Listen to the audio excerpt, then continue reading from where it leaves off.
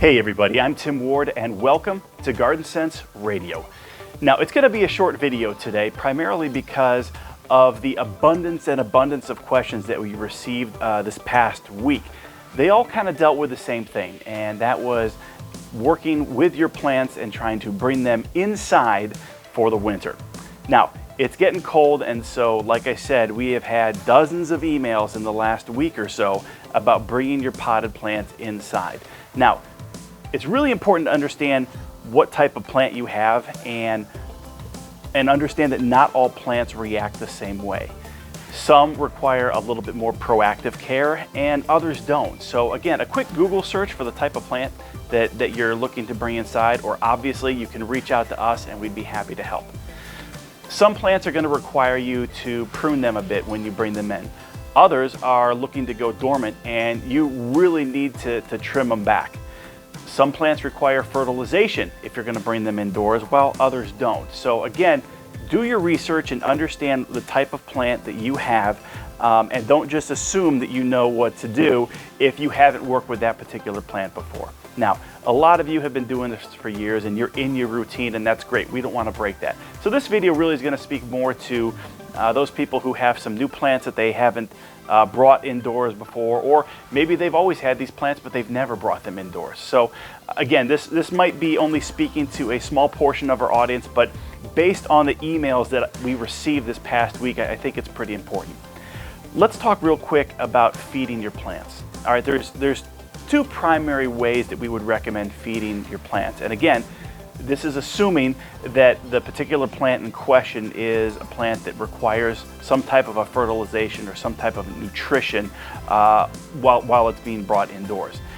The first and most popular is Garden Trust. Okay, Garden Trust is a granular fertilizer that has a very balanced NPK profile. Okay, it's 15, 15, 14. So this works great for plants that you want to maybe try and continue to flower while they're brought indoors. But what makes it really effective is, again, just that balanced nutrition profile, which means it's going to feed that plant very slowly and gently for 3 to 4 months, again, depending on the nutritional needs of that plant. Now, we mentioned this last week, but we are running a clearance special right now on our 2-pound Garden Trust bags. ProTrust Products is not looking to bring those bags back next year. We do have some left in stock, and so we're trying to move those out. So you can head over to rosensonline.com, load up your cart with a couple of those 2-pound bags, and save some money in the process. The other product that's really effective is Kickstart. Now, we've talked a lot about Kickstart in terms of using it for your lawn, and I have gotten probably no less than 100 emails from customers asking us about CMate. Well, folks, CMate and Kickstart are the exact same product, okay? And so based on our sales volume, we decided to stick with Kickstart and not provide or sell CMate anymore. The reason I bring this up is you can use Kickstart the exact same way that you were using CMate. So for indoor plants, what you want to do is take 1 ounce of that concentrate that you created with Kickstart. So 2 tablespoons, add it to a gallon of water, and that solution that's created is what you're going to want to use to feed your potted plants over the winter.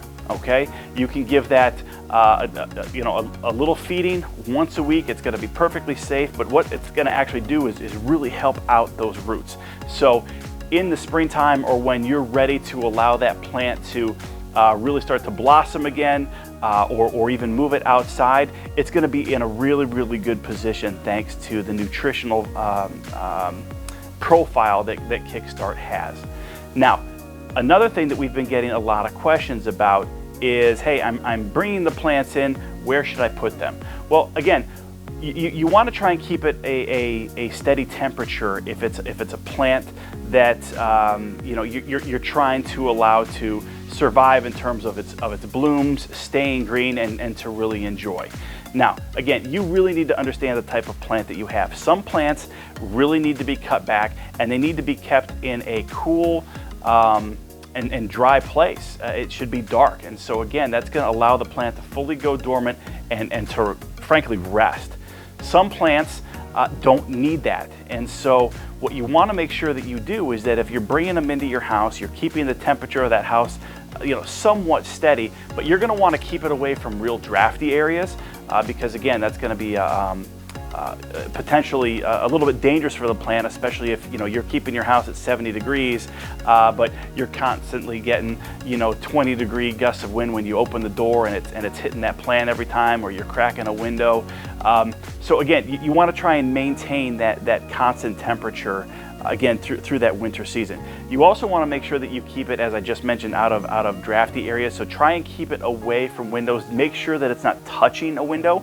Again, I completely understand you want that plant to get sun, so trying to put that plant in a window that's facing east to get some of that morning sun, or south and west to get some of that afternoon sun. That's totally fine. But again, just make sure those leaves or the blooms, well, again, it all depends on the type of plant you have, are not actually touching the window, because again, that could actually kill that particular leaf, kill that branch, and again, we don't want to do anything to harm the plants at this point. So again,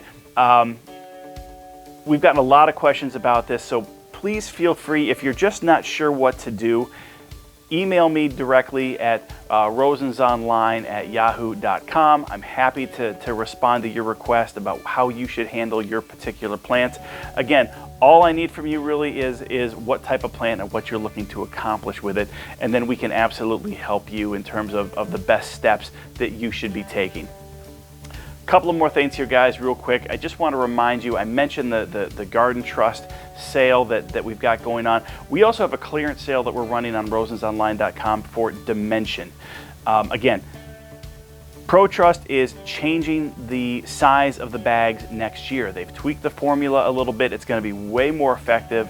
I've talked to them at length about it, and it's actually going to get much better coverage. You're going to be able to very effectively cover 5,000 square feet, where obviously that existing 10-pound bag wasn't really cutting it. It was a great product, but you always had to put down a little bit more product than you would want to get that proper coverage. So they have tweaked the formula. They're going to the larger bag next year. So we've got some of these 10-pound bags in stock. Frankly, we've got a lot of them. So if you're a customer who puts down Dimension, we highly recommend you head over to rosensonline.com right now and take advantage of the savings. I mentioned last week, and I'm going to say it again, we've got Gallery back in stock, and it has been flying off the shelves. So if you are looking to feed your lawn this, the fourth feeding between Halloween and Thanksgiving, we recommend that you actually put Gallery down at that time as well. If you've already had some bags in storage and you've already put it down, that's great. But as you know, it's been really tough to get this product in our doors, but we do have it. We've got a lot of it.